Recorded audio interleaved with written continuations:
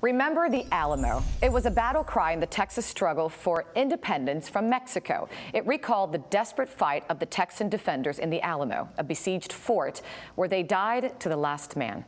As part of our book author series, we have with us on The Balancing Act, DACY, author of Escape from the Alamo. Good morning. Good morning. Good to see you. Oh, it's great to have you here. I'm really excited to be talking to you about this. Thank you. First, before we talk about the book, I want to talk about you. You were born in a very small town in Texas called Kingsville. Tell me about it. That's correct. It is a very small town. We lived way out in the brush at the edge of town, among the mesquite trees and the coyotes and the chickens and the thorns. It was a wonderful place to grow up. Oh, it must have been great living. It was. It was wonderful. And I know that your mom was a historian. She meant the world to you, as all moms do. And she would always talk to you, as I read in the book, about Texas and especially the Alamo. Tell me about your mom. Oh, that's right. Mother was a historian, and she was also a teller of tales. She took me to the Alamo when I was just a little tyke and pushed open that big wooden door and took me inside by the arm and told me the entire story about Travis drawing the line in the sand with his sword and Jim Bowie on his deathbed fighting to the last. And, oh, it was just overwhelming. And you were moved by that, weren't you? Yes. That visit was really important for you.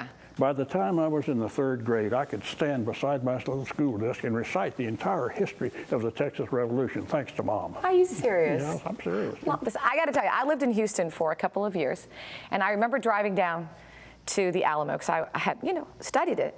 And obviously, I was moved by it. I was also struck by, I guess I imagined it to be much larger.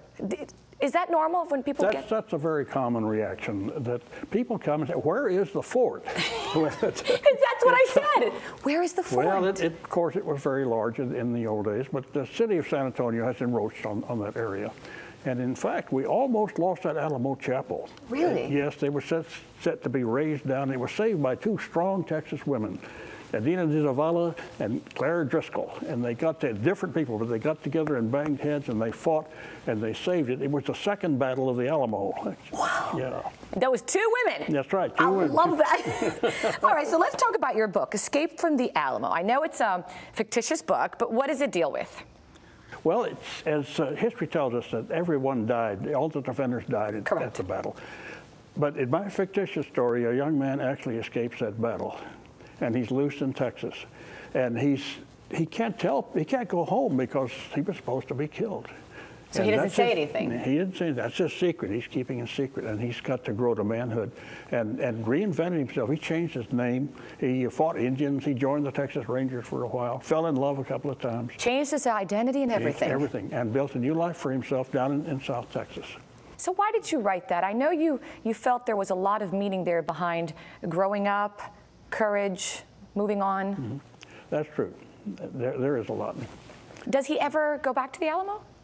Yes, he did. At one time, he came back, and it was a catharsis for him. He relived the battle, and then he could put it behind him. Was that important for him to yes, go it back? Was. To go back and see it again?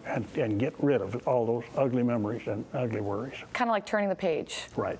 Mm-hmm. What I love about the book, DACY, is not only is it an interesting story, but the messages I felt were very profound. You talked about him starting over from boyhood to manhood.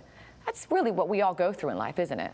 It is. The Western novel really is a story of America. It's a story of pulling up stakes and moving to a new land and reinventing yourself, taking on your own responsibilities, and making a brand new life. That's what we Americans do, and that's what the Western novel is about. Something I loved also when he returns to the Alamo after so many years, and he sees it, and he's able to put it behind him. I found that to be very poignant for me, because I always try to tell my children, turn the page. If something bothers you, face it, turn the page. Turn the page. And he did that. He was able to just put it behind him. And isn't that what we do in life? That's what we do in life, exactly. I tell people you have to reinvent yourself about every 10 years or so.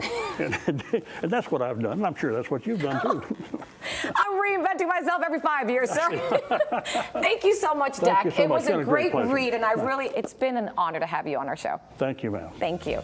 And of course, if you'd like to read the book, it's called Escape from the Alamo. Just go to the website, dacycrossley.com.